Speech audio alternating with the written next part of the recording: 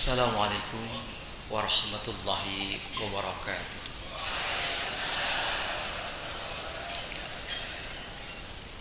Innal hamdalillah nahmaduhu wa nasta'inuhu wa nastaghfiruh wa na'udzu billahi min shururi anfusina wa min sayyiati a'malina. May yahdihillahu fala mudilla lahu wa may yudlil fala hadiya lahu. Wa asyhadu an la ilaha illallah wahdahu la syarika lahu wa asyhadu anna Muhammadan abduhu wa rasuluhu la nabiyya ba'dah. Allahumma bika asbahna wa bika nahya wa bika namutu wa ilaika nusyur wa la hawla wa la quwwata illa billah. Alhamdulillahilladzi bi ni'matihi tatimmu shalihat. Alhamdulillahilladzi ala kulli hal. Amma ba'd. Bapak Ibu jamaah Masjid Prawiro Spiko rahimani wa rahimakumullah. Ingkang sepisan monggo sareng-sareng kula dherekaken manunggu puja puji syukur wonten ngasinipun Allah Subhanahu wa taala ingkang tasih ngrumenthahaken dumateng kula lan panjenengan kawilujengan kanugrahan nikmat gesang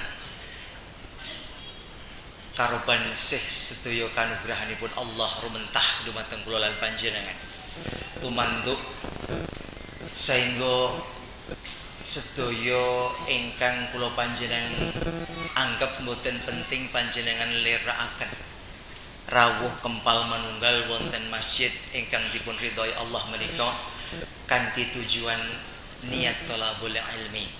Mugi-mugi Allah paring ridho, paling gampil lan monggo sareng-sareng dipun amalaken. Salawat lan salam tansah katetepno dumateng junjungan kula panjenengan sedaya Nabiullah Muhammad sallallahu alaihi wasallam, sumrambah dumateng keluarga, sanak kerabatipun lan sedaya umatipun kalebet kula panjenengan samangke ingkang bari nampi syafaat saking Rasulullah Muhammad sallallahu alaihi wasallam kanthi izin palillah Allah Subhanahu wa taala. Bapak Ibu jamaah rahimani wa rahimakumullah jami'an ingkang sepisan nerasaken menapa ingkang minggu kepengker kula aturaken menggah kula panjenengan estu remen menawi kula panjenengan dipun kempalaken malih wonten ing surganipun Allah Subhanahu wa taala. Bapak Ibu ingkang dereng kagungan dalem nyun angkat tangan. Sing dereng kagungan dalem. Nggih, leres. Leres Ibu. Masyaallah. Iya. Iya. Karena tema pada pagi hari ini saya akan menyampaikan bagaimana senangnya kita kalau kita diberikan rezeki Allah, kemudian kita bisa mewujudkan apa yang menjadi idaman kita, rumah yang sangat kita nanti-nantikan selama bertahun-tahun. Baiti jannati, rumahku surgaku. Ini yang diidam-idamkan. Di mana saja kaum muslimin dan muslimah rahimani wa rahimakumullah akan mengidamkan dan mengimpikan rumah ini. Nah, sekarang saya balik. Ketika rumah itu kula panjenengan sampun gadai, estu Allah kabulkan atas rumah yang dulu kita impikan itu. Bagaimana juga kalau Allah janjikan juga akan dibangunkan rumah di surga. Subhanallah, Masya Allah. Allah janjikan kepada kita atas amalan-amalan kita agar kita mendapatkan kesempatan, agar mendapatkan rumah di surga yang Allah janjikan untuk kita. Urun banten dulu. Kita akan dibangunkan rumah di surga. Tidak hanya itu di dunia. Kemuliaan ini akan dibawa sampai kita dibangunkan khusus rumah di surganya Allah Subhanahu wa taala. Yang pertama,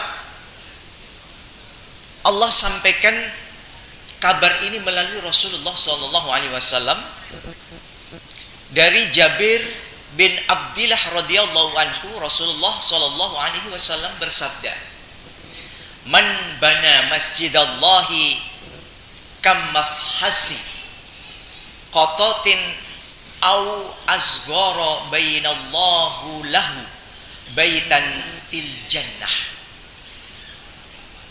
Siapa yang membangun masjid Allah, siapa yang bangun masjid Allah karena ridha dan ingin mendapatkan pahala dari Allah Subhanahu wa taala, tidak dicampuri dengan niat-niat yang lain, meskipun itu kamah hafsi kototin. Panjenengan pirsa sarang burung, sangkar burung atau sarang burung atau susuh manuk. Susuh manuk itu lubangnya kecil yang dipakai untuk bertelur. Ibarat panjenengan itu melu cawe-cawe sebesar itu, sebesar bolongan sing nggo ngendhok manuk niku. Itu Allah akan janjikan panjenengan untuk dibangunkan rumah di surga Allah Subhanahu wa taala. Saya ulang lagi, kamafhatsi kototin au saghir. Meskipun itu lebih kecil dari lubang itu. Maka orang yang berpatungan, orang yang rame-rame untuk berpatungan membangun masjid, berapapun nilainya, Allah akan tetapkan bangunan di surga. Panjenengan urun boto siji, Allah janjikan, tapi dengan syarat ikhlas ridha Allah yang kita cari, bukan karena pamer dan riya. Ya, sekali lagi hadis ini menguatkan dan hadis ini sahih. Ya. Abu Thahir mengatakan hadis ini sanadnya adalah sahih. Tidak ada satu hal yang diragukan. Karena ada hadis yang lain yang sama, hampir mirip. Ya. Rasulullah SAW diriwayatkan Bukhari Muslim, sahih. Ya, kalau sudah Bukhari Muslim, ya, ini adalah sahih. Man bana masjidallahi banallahu lahu fil jannati mislah. Sama ini, hampir. Bunyinya, redaksinya sama. Barang siapa membangun masjid, karena membangun masjid ini adalah milik Allah. Ya. Jadi orang kalau sudah mewakafkan tanah untuk membangun masjid, jangan harap itu sudah milik kita lagi. Tapi tanah itu langsung kembali milik Allah Subhanahu wa taala. Tanah yang diwakafkan itu bukan milik siapapun, termasuk orang siapapun, tetapi wakaf itu langsung milik Allah Subhanahu wa taala. Jadi hati-hati. Kalau sudah mewakafkan, ini panjenengan sudah berdagang dengan Allah Subhanahu wa taala. Janjinya akan dibangunkan rumah di surga Allah Subhanahu wa taala. Dan barang siapa yang sedikit saja disebutkan di sini, meskipun lebih kecil dari lubang susuh manuk, kasaran, Allah akan bangunkan rumah di surga dengan syarat ikhlas lillahi ta'ala. Jadi kita punya uang 10.000, 50.000, ada orang yang membangun masjid, kita gage saja berikan itu, kita telah memanen rumah itu yang akan dijanjikan Allah akan dibangunkan rumah di surga Allah Subhanahu wa taala. Maka Bapak Ibu jamaah rahimani wa rahimakumullah, meskipun kecil panjenengan, sumbangsih panjenengan kecil terhadap masjid itu, tapi Allah akan catat itu sebagai kemuliaan panjenengan di sisi Allah Subhanahu wa taala, dan Allah tidak akan ingkar janji. Allah akan bangunkan masjid, membangunkan rumah kita di surga sebagaimana kita niatkan untuk membangun masjid, rumah Allah Subhanahu wa taala. Dan ini adalah pahala yang tanpa batas. Selama masjid itu digunakan untuk peribadatan, memakmurkannya dan sekaligus mendakwahkan ilmu-ilmu yang Rasulullah SAW ajarkan, insya Allah semua pahala itu akan ditetapkan di kemudian hari, terutama di surganya Allah Subhanahu wa taala. Yang pertama itu ya. Jadi ketika ada orang panitia masjid, antah panjenengan masjid mana saja, panjenengan tidak ngerti itu masjidnya di mana gitu, tapi panjenengan punya niat gitu untuk cawe-cawe ya, untuk cawe-cawe meringankan panitia untuk membangun masjid, Allah akan bangunkan rumah kita di surga. Yang kedua, amalan ini sering disampaikan oleh Ali Jabir rahimahumullah. Syekh Ali Jabir rahimahumullah. Yang tempo hari adiknya ya bisa silaturahim ke sini ya. Barang siapa yang membaca surat Al-Ikhlas 10 kali dalam sehari, 10 kali dalam sehari, Allah akan janjikan membangun rumah di surga Allah Subhanahu wa taala ya. Man qara qul huwallahu ahad, langsung disebutkan di situ ayatnya, suratnya, surat Al-Ikhlas ya. Hatta yahtimaha asyra maratin banallahu lahu fasra fil jannah. Siapa yang membaca qul huwallahu ahad sampai rampung, sampai selesai, yaitu surat Al-Ikhlas sebanyak 10 kali, maka akan dibangunkan baginya rumah di surga.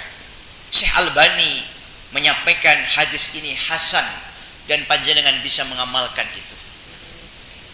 Membaca surat Al-Ikhlas 10 kali sampai selesai. Rutinkan itu kalau kita ingin dibangunkan rumah di surga. Yang ketiga, ini bagi ibu-ibu biasanya yang sering sekali, bapak-bapak ya ada tapi tidak banyak, yaitu mengerjakan sholat duha ya, 4 rakaat dua ya. Panjenengan bisa pisah, bisa berturut-turut ya. Mungkin setelah matahari terbit ya, kira-kira jam 7 atau jam 8 begitu, panjenengan 2 rakaat, nanti disambung lagi ya ketika matahari sebelum sampai tengah-tengah ya, 2 rakaat lagi, atau berturut-turut 2 rakaat ya, merutinkan sholat duha 4 rakaat sebelum duhur, 4 rakaat ya. Sebelum duhur itu apa? Sholat qobliyah ya. Qobliyah duhur 2 ya. Sholat kita kadang menyebut sholat rawatib ya. Sholat duha 4 rakaat sebelum duhur 4 rakaat, Allah akan janjikan membangunkan rumah di surga. Barang siapa yang sholat duha 4 rakaat dan sholat duhur atau sebelum duhur 4 rakaat, maka dibangunkanlah baginya rumah di surga. Hadis riwayat Ad-Rabrani, Al-Awash, Al-Sahih, Al-Bani menyampaikan hadis ini bersanad hasan, bisa diamalkan ya. Barang siapa yang melaksanakan sholat duha berapa rakaat? 4 rakaat. Maksimal berapa rakaat? 8 rakaat ya. Minimal berapa? 2 rakaat ya. Sholat duha 4 rakaat ditambah dengan sebelum duhur 4 rakaat, 2 ya. Qobliyah duhur, Allah akan janjikan membangunkan rumah kita di surga ya. Kemudian yang keempat ya, keempat,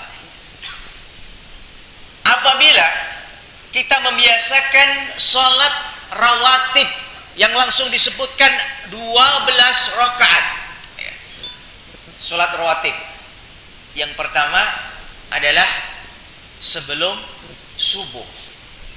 Bahkan sebelum subuh ini Rasulullah tidak pernah itu meninggalkan meskipun bersafar. Ini saya sampaikan ya.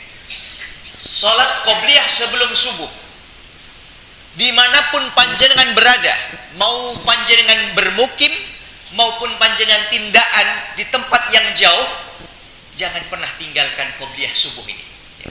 Karena Rasulullah sepanjang hidupnya tidak pernah meninggalkan sholat ini. Karena apa?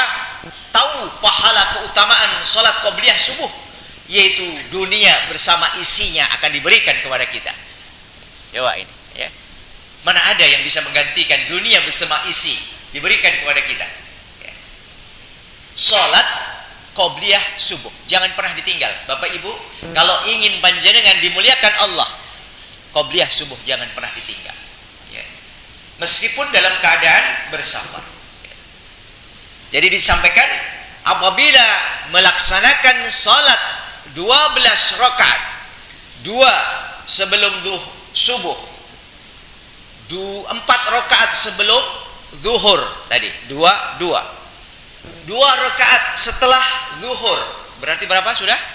8, ya, sudah 8.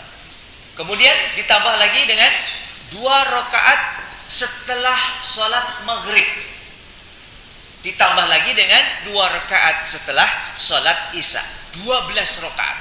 Saya ulang lagi, sebelum subuh 2 rakaat, sebelum zuhur 4 rakaat, setelah zuhur 2 rakaat, setelah maghrib 2 rakaat, setelah isya 2 rakaat. Jadi jumlahnya semuanya adalah 12 rakaat.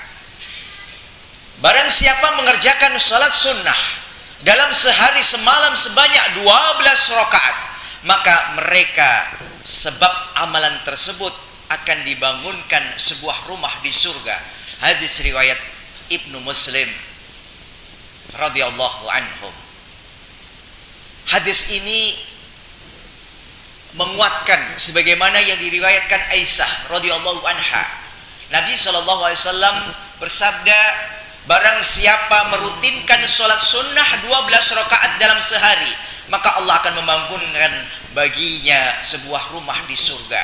12 rakaat itu adalah 2 sebelum subuh, 4 rakaat sebelum zuhur, 2 rakaat setelah zuhur, 2 rakaat setelah maghrib, dan 2 rakaat setelah isya. Jadi 12 rakaat. Yang dimaksud hadis ini jelas, 12 rakaat itu yaitu disebutkan langsung diriwayatkan oleh Aisyah, istri beliau rahimakumullah. Kemudian yang kelima, janji Allah Subhanahu wa taala. Yang kelima, keenam dan ketujuh ini saya sambung. Yang keenam, ketujuh dan kelima. Kelima, keenam dan ketujuh.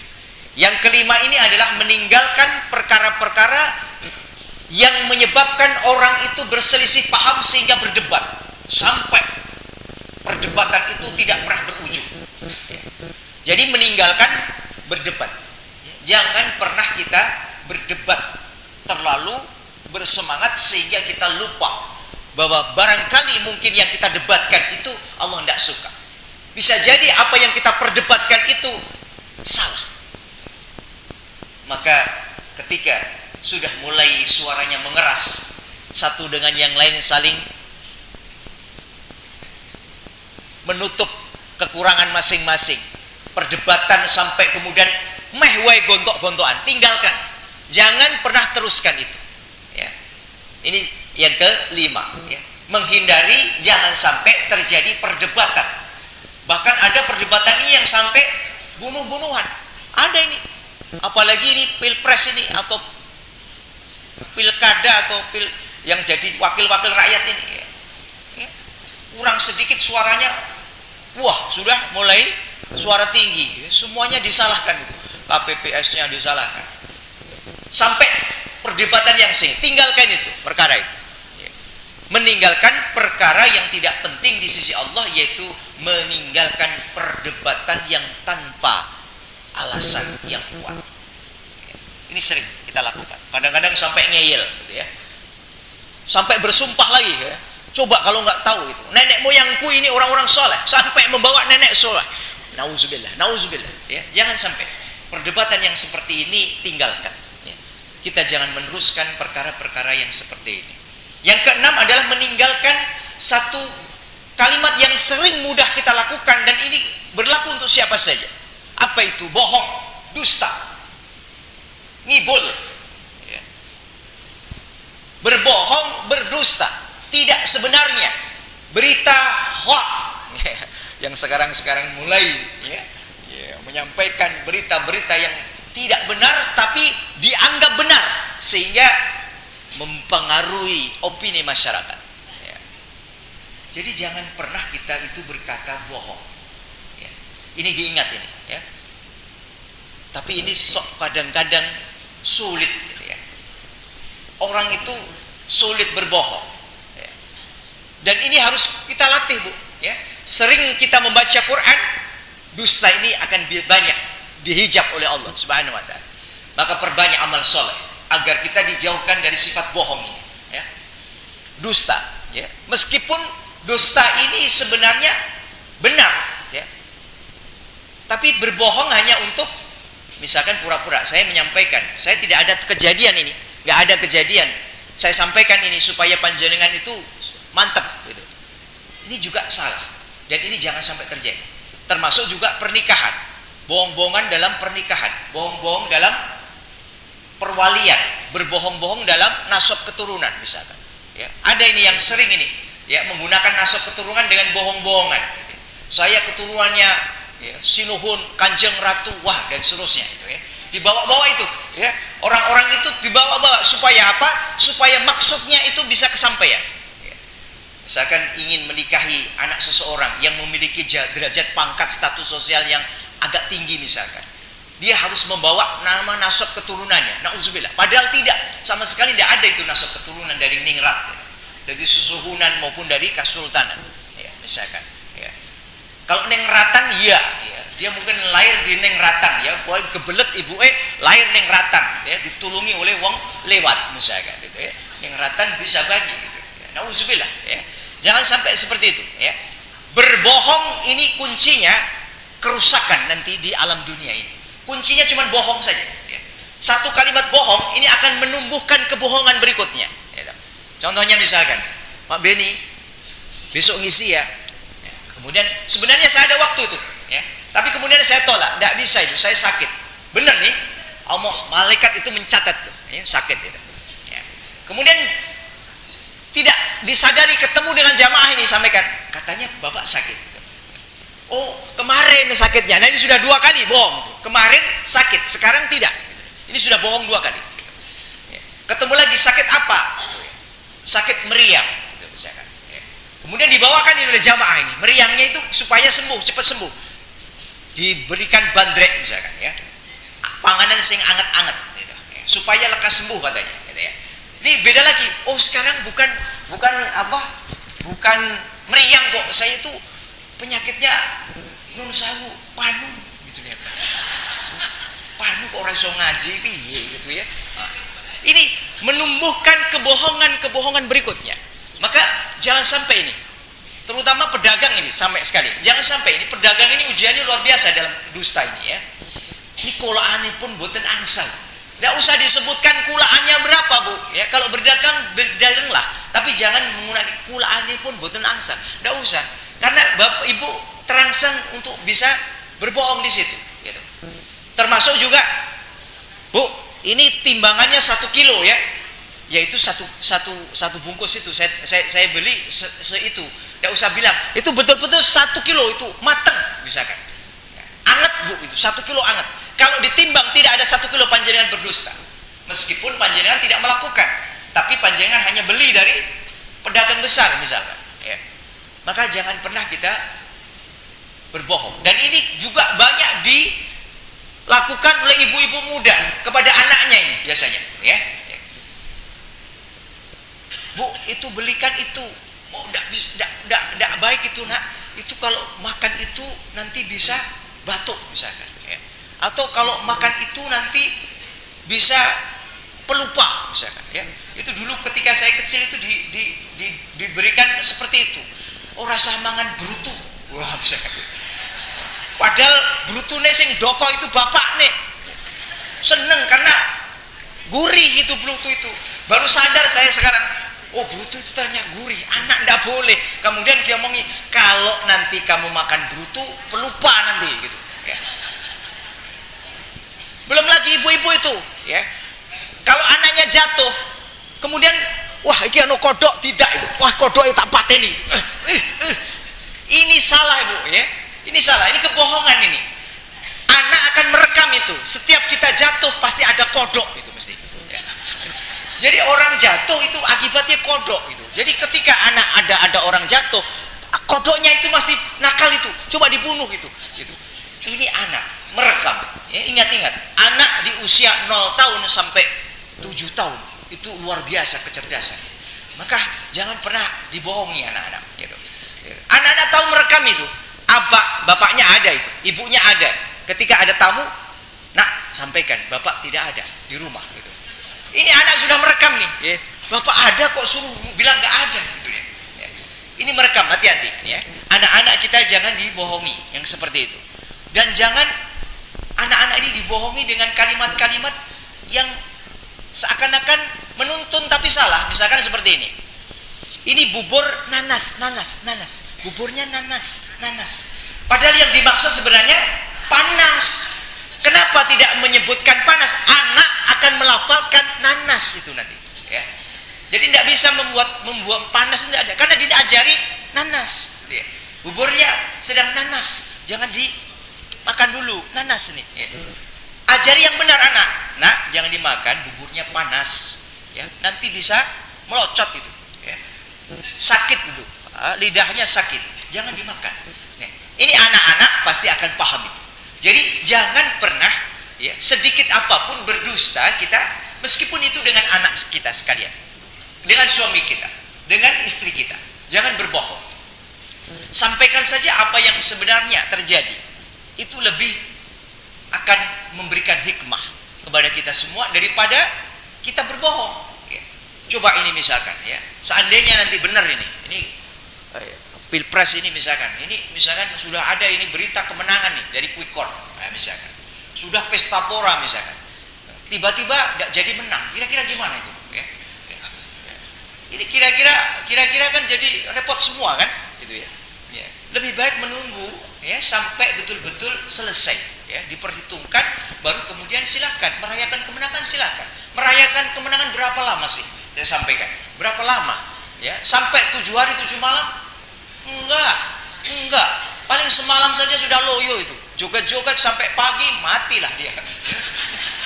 Iya, coba nggak percaya, joget semalam suntuk, coba pasti matilah dia gitu ya. Nauzubillah wa nauzubillah. Jadi intinya ya, Allah tidak akan pernah menerima apapun dalam bentuk kebohongan. Maka kalau sekarang masih banyak lidah kita itu mengucapkan kebohongan, beristighfar, memperbanyak taubat kita kepada Allah. Ya Allah, dulu saya belum paham. Setelah diberitahu ya melalui Pak Beni ini, kalimat bohong ini jangan sampai terjadi pada mulut saya. Ya, jangan sampai ya anak saya itu tertipu karena mulut saya seringnya kami berdusta. Nauzubillah wa nauzubillah. Jaga ya Allah lisan kami agar lisan kami menyampaikan hal-hal yang baik dan thayyib, yang Engkau ridhoi saja, bukan Engkau tolak semua apa-apa yang dilakukan oleh mulut ini ya. Kemudian yang ketujuh ya, berakhlak mulia ya. Yang kalau sudah mengatakan saya itu berakhlak mulia adalah apapun, sekecil apapun ya. Wa may ya'mal mithqala dzarratin khairan yarah wa may ya'mal mithqala dzarratin syarran yarah. Sekecil biji sawi ya, bisa lebih kecil lagi itu kebaikan panjenengan timpakan itu kepada saudara kita, jangan pernah menyesali perbuatan yang sekecil itu kepada saudara kita. Sekecil apapun kita, apa yang kita perbuat, kita bantu bentuk nasihat ataupun apapun sebagian dari rezeki kita, kita berbagi kepada saudara kita yang kekurangan dan membutuhkan, jangan pernah diungkit-ungkit ya. Sekali lagi, jangan pernah diungkit-ungkit. Mudah-mudahan Allah kabulkan, kita dibangunkan rumah di surga. Apapun yang kita lakukan dalam akhlak yang mulia ya. Kalau saya lihat itu tadi ya, di luar itu sandal itu sudah tertata, itu bagus. Siapapun orangnya, Allah akan catat itu sebagai akhlak yang mulia. Supaya apa? Jamaah keluar itu sudah tahu, oh itu sandal saya, tidak keliru dengan yang lain. Ini kemuliaan ya. Panjenengan bawa itu tisu ya, keadaan gerah, kemudian berbagi tisu saja yang panjenengan berikan dan itu ada kemanfaat pada orang lain, itu barokah dan itu Allah suka. Allah catat itu sebagai kemuliaan. Jangankan kita memberi, senyum-senyum saja Pak, pelengah-pelengeh ketemu, itu saja sudah dicatat sebagai akhlak yang mulia. Coba panjenengan itu ketemu berengut, orang akan mengatakan, wah kenapa ya, saya salah apa ya dengan bapak itu, kok tiap kali ketemu, padahal wajahnya memang seperti itu ya, nggak pakai topeng gitu ya, topengnya ya begitu, itu aslinya begitu gitu. Cuma sekarang cobalah ya, Orang itu kalau banyak senyum, itu akan menarik semua syaraf-syaraf itu di wajah gitu, ya. Kalau kebanyakan senyum juga nanti akan tertariknya terlalu banyak gitu, sehingga tempatnya di Gracia nanti, ya, di Pakem sana gitu. Senyum menyenangkan hati orang lain itu sudah akhlak yang mulia gitu. Panjenengan tahu itu, ya, tetangga panjenengan itu suka itu namanya ongol-ongol misalkan, ya. Ongol-ongol tahu ibu, perso ya, empuk gitu, ya. Jadi orang tua suka sekali itu ongol-ongol, manis, empuk, dipangan wis rasa di mama langsung legender gitu, ya. Seperti bubur, ya, sumsum gitu, ya, senang sekali. Panjenengan beri, orang itu senang panjenengan kemuliaan itu di sisi Allah Subhanahu wa taala. Ini padahal menyenangkan orang lain ini, bukan menyenangkan saudara kita atau kerabat kita. Ini ke orang lain, apalagi menyenangkan kerabat saudara kita. Allah pasti akan lebih mencintai dan memuliakan orang yang berakhlak mulia seperti ini. Menyingkirkan kerikil atau batu yang kemungkinan bisa menyelakakan orang saja, ini sebuah kemuliaan di sisi Allah Subhanahu wa taala, ya. Kok ono paku ini mesake, kok nek ono sing lewat mesti kepidak ini mesti loro banget. Singkirke kemudian diletakkan di tempat yang tepat. Jangan kemudian dipindah ke tempat yang lain. Barangkali masukkan ke sungai itu. Kalau ada orang di sungai, ya, sedang mencari kodok misalkan, ya, kena itu paku, ya, bisa berbahaya. Nauzubillah wa nauzubillah min dzalik. Yaitu menanamkan kemuliaan melalui akhlak mulia di sisi Allah Subhanahu wa taala. Mari kita budayakan saling memberikan kebaikan dan jangan pernah kita meninggalkan perkara-perkara yang dibenci oleh Allah Subhanahu wa taala. Kemudian yang kedelapan. Yang kedelapan adalah mengucapkan istirja. Istirja itu bagaimana, Bu? Inna lillahi wa inna ilaihi raji'un. Ini ada, ini banyak ini. Masjid-masjid yang mengumumkan ada berita lelayu ini salah, ini sudah buat salah, diulang lagi. Ya. Jadi ini saya mohon ini yang mengumumkan, ya, di masjid-masjid itu tolong dibenarkan kalimatnya. Kalimat istirja ini adalah kalimat yang sangat luhur dan mulia di sisi Allah. Bahkan akan dibangunkan rumah di surga ketika kita, ya, ada, ya, anak kita wafat, ya, kemudian begitu wafat dia kemudian mengucapkan inna lillahi wa inna ilaihi raji'un, Allah akan bangunkan rumah di surga. Mau itu anak kecil maupun itu anak besar, dewasa, anak kita lebih muda dari kita tapi diwafatkan Allah lebih dulu. Dan ini banyak terjadi, ya. Orang tuanya masih sehat, usia 80, 90 masih sehat. Anaknya 53, 52 sudah diwafatkan. Banyak yang terjadi. Nah, orang tua yang ketika mendengar anaknya wafat kemudian menyampaikan kalimat istirja ini, inna lillahi wa inna ilaihi raji'un. Ini kalimat yang benar, ya. Karena banyak orang yang inna lillahi wa inna ilaihi raji'un. Ada juga inna lillahi wa inna lillahi. Ini juga salah.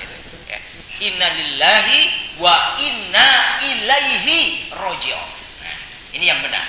Jadi ini mohon ini, ya, takmir-takmir yang mengumumkan, ya, khusus ini orang-orang yang dipercaya untuk mengumumkan, ya, itu di masjid, musola atau langgar terdekat kita harus yang benar.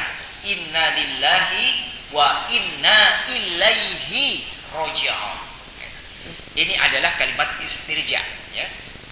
Dan ini berlaku kepada siapapun ketika kita mendengar ada saudara kita, kerabat kita, tetangga kita, sahabat kita yang wafat, kemudian kita mengucapkan inna lillahi wa inna ilaihi raji'un. Kalau ketemu dengan ahli warisnya kemudian kita doakan, ya, Allahumma hjurni fi musibati wa akhlif li khairan minha, ya. Mudah-mudahan dengan musibah ini Allah qadarkan akan ganti yang lebih baik. Ini doa, ya. Ketika kita takziah, kita berada pada kondisi di mana keluarga itu sangat membutuhkan kita karena ditinggal oleh orang-orang yang terdekat, yang sangat dicintainya, ya. Kepedot katresnan, ya, kepada orang-orang yang dicintai, ya. Kita bantu untuk meringankan dengan cara kita doakan dengan kalimat istirja, inna lillahi wa inna ilaihi raji'un. Saya doakan Allahumma khjurni fi musibati wa akhlif li khairan minha. Ini adalah kalimat-kalimat yang bisa menenangkan orang yang ditinggal orang yang begitu dicintainya. Dan ini juga akan berlaku untuk kita nanti kelak. Orang akan berbondong-bondong, tidak tahu siapa, tidak kenal siapa. Kalau kita merutinkan seperti ini, dan setiap kali kita takziah tahu dia orang Islam, kita bantu untuk meringankan dengan mendoakan, ya, salatkan dia. Ini adalah kalimat-kalimat yang nanti kita akan berbalas kepada kita. Maka budayakan ini, ya. Kita tuh masih jarang tuh. Kalau layat itu biasanya cuma ngomong sana ngomong sini gitu ya. Ya, jarang. Dari rumah sudah kita niatkan berwudu. Orangnya tahu kita yang meninggal itu ahli sholat, misalkan. Kita dari rumah sudah wudu itu, Bu, ya. Dari rumah sudah wudu, ya. Kemudian sudah sampai sana, ajak teman-teman untuk mensolatkan. Ini adalah kemuliaan. Panjenengan nanti kalau mati, kalau diwafatkan Allah akan juga kirimkan banyak orang yang mensolatkan panjenengan nanti. Kalau nggak percaya boleh dicoba. Ya. Iya. Ketika kita sering, ya, kita rela dan ikhlas itu, setiap kali ada saudara tetangga itu kita selalu solatkan, merutinkan untuk mensolatkan, membantu meringankan dosa-dosanya itu dengan mensolatkan. Itu nanti kalau kita diwafatkan, kita akan ada itu, datang tuh dari mana tidak tahu, kita nggak kenal itu orang, itu datang saja itu untuk mensolatkan kita, ya. Dan itu berlaku untuk siapapun. Maka kalau di Masjid Haramain, ya, di Mekah Madinah sana, setiap solat 5 waktu itu, setelahnya itu pasti ada sholat jenazah gitu ya. Kita itu jarang sekali itu, ya, membawa jenazah itu ke masjid untuk disolatkan bersama-sama, jarang ini. Nah, ini kebudayaan baik sebenarnya. Panjenengan bisa dicontoh, karena apa? Keberkahan akan datang. Ya. Ketika panjenengan itu rela, ikhlas setelah sholat. Orang kalau berkumpul sholat di masjid itu kan banyak, apalagi sholat Jumat misalkan, itu kan banyak sekali, ya. Bawa itu, ya, jenazah untuk disolatkan di sana. Banyak orang yang disolatkan di sana. Ya. Maka rindu kita kalau nanti kita wafat disolatkan banyak orang, ya. Banyak orang sebanyaknya. Kita minta kepada Allah, ya Allah, besok kalau aku diwafatkan, banyak orang yang mensolatkan aku untuk meringankan dosa kemaksiatan yang aku perbuat selama ini. Engkau ampuni ya Allah, ya. Kami adalah manusia biasa yang punya banyak dosa dan khilaf, ya. Tapi berikan jalan kesempatan ini untuk bertobat kepadamu ya Allah, ya. Maka itu Allahumma inna nas'aluka husnal khatimah warzuqhu taubatan nasuha qoblal maut. Sebelum kita diwafatkan, kita taubat dulu nasuha. Setelahnya kita banyak berdatangan itu, berebut untuk mensolatkan, untuk memandikan, untuk mengkafankan jenazah kita, ya. Ini yang harus kita lakukan, ya. Dan ini bisa, ya, nanti dibudayakan di Sleman ini, ya, terutama di sekitar, ya, daerah Sidoagung, Sidokarto, Sidoluhur ini, monggo, ya, nanti yang menjadi takmir boleh disampaikan kepada jamaah, terutama jamaah yang aktif, ya, yang selalu memakmurkan masjid. Ini kemuliaan. Kalau ada takmir yang memfasilitasi ini, mudah-mudahan, ya, takmir seperti ini akan diijabah oleh Allah dalam wafatnya kelak di husnul khatimah. Ya. Takmir punya hak untuk itu, mengatur supaya jamaah ini menjadi budaya yang baik, ya, agar mereka terbudaya seperti itu. Termasuk juga mensolatkan jenazah dan memandikan, mengkafankan. Bapak Ibu, kalau di kampung Bapak Ibu itu yang merawat jenazah siapa? Yang memandikan kemudian mengkafani siapa, Bu? Pak kaum kan? Iya, padahal bukan, Pak. Di dalam Islam itu adalah hakul muslim ala muslim situn. Salah satu hak muslim dengan muslim yang lain. Jadi Bapak Ibu harus bisa itu. Panjenengan muslim nanti juga akan disolatkan. Mensolatkan itu harus bisa, Bu, ya. Jadi ini adalah hak muslim dengan muslim lain, bukan hanya Pak kaum. Maka Pak kaum tolong dibantulah, ya. Jadi satu saat nanti Pak Takmir saya diagendakan untuk mengajari mereka untuk merukti jenazah, ya. Saya akan bimbing panjenengan untuk bisa melakukan itu. Jangan nunggu Pak kaum. Kalau Pak kaumnya kemudian bersafar, ya, pulangnya besok pagi misalkan, apa nanti mayatnya dibiarkan saja, tidak akan dirawat? Enggak, Bu, jangan. Kasihan, ya. Kasihan mayat jenazah yang tidak dirawat segera mungkin, ya.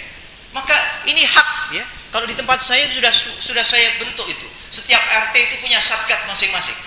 Jenazah laki-laki tidak boleh itu dicampur, didemok oleh orang laki-laki yang bukan muhrimnya, ya. Haram. Mbah kaum itu biasanya lanang, ya.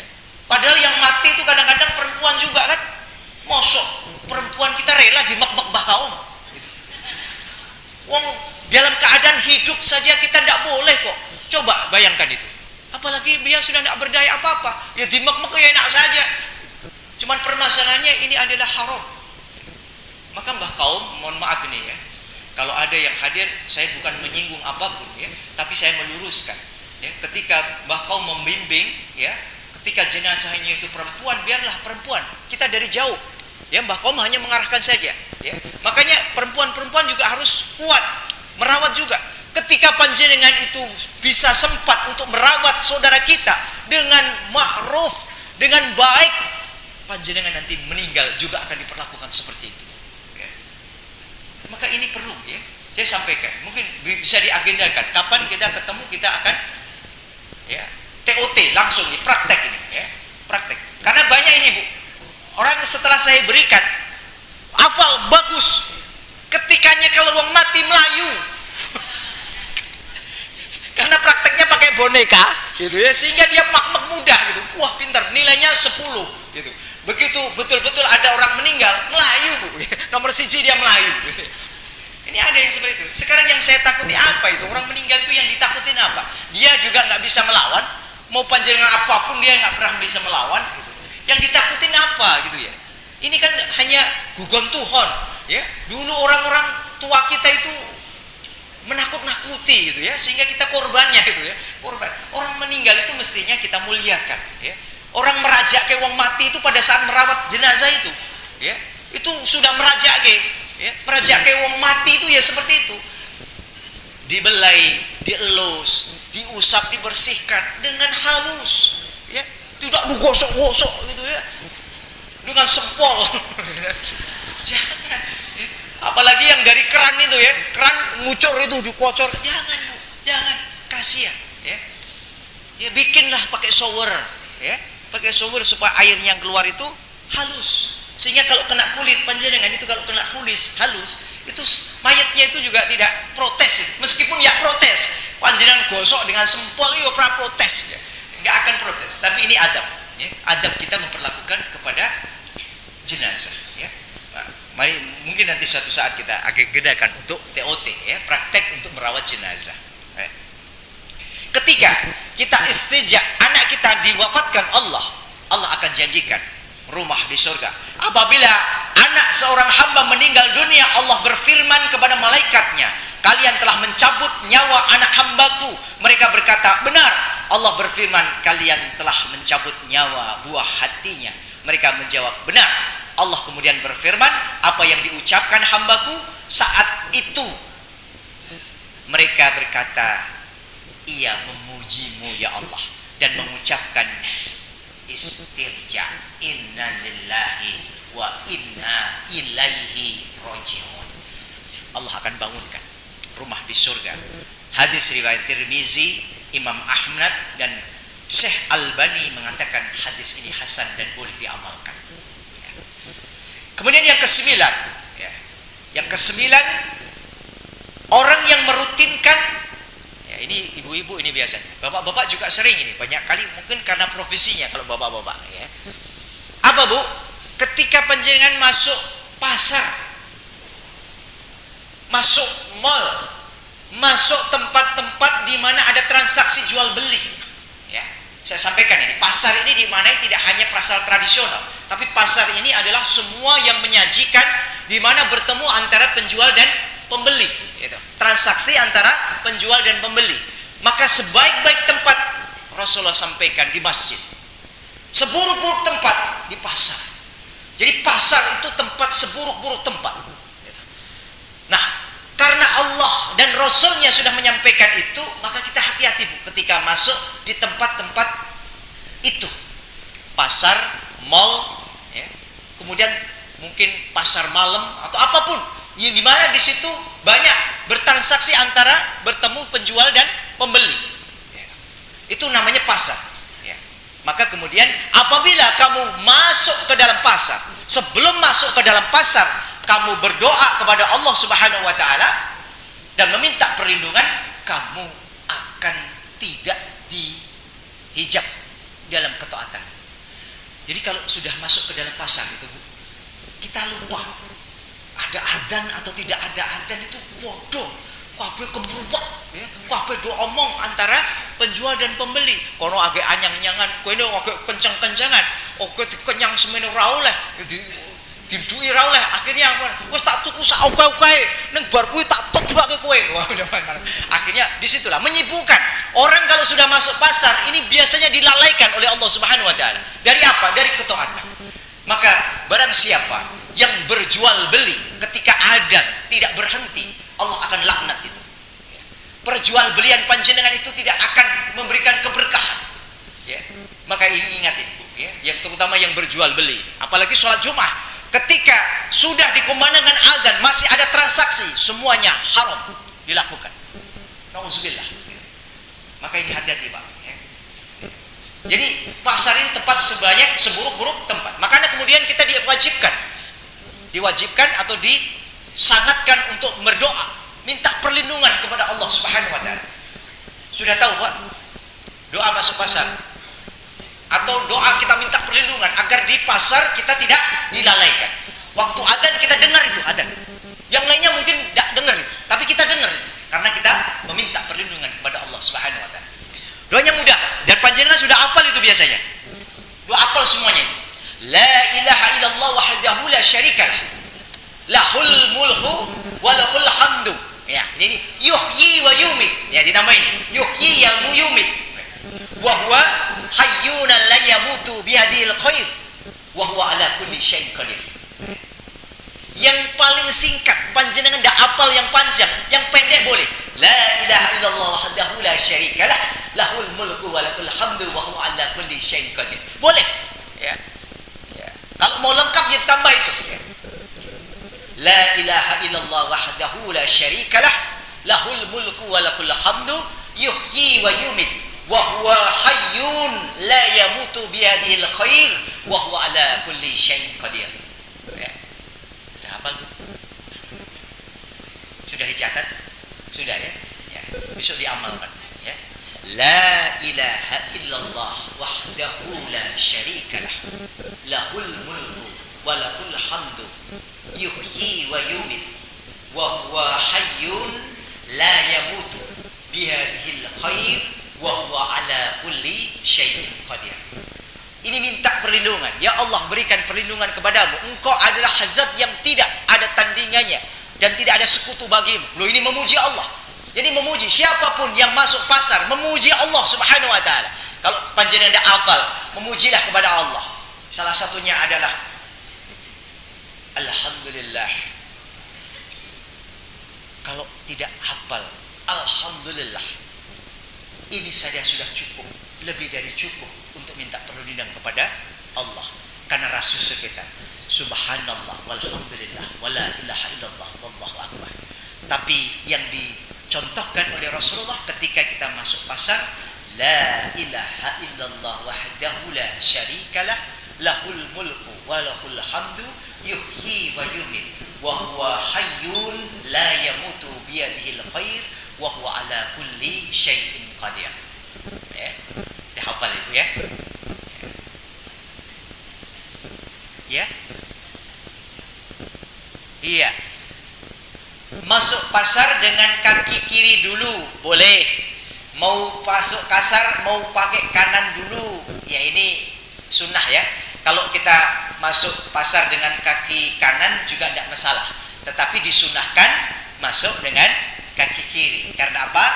Karena Allah itu biasanya di tempat-tempat yang buruk ini akan hadir untuk melindungi bagi mereka yang bertawakal.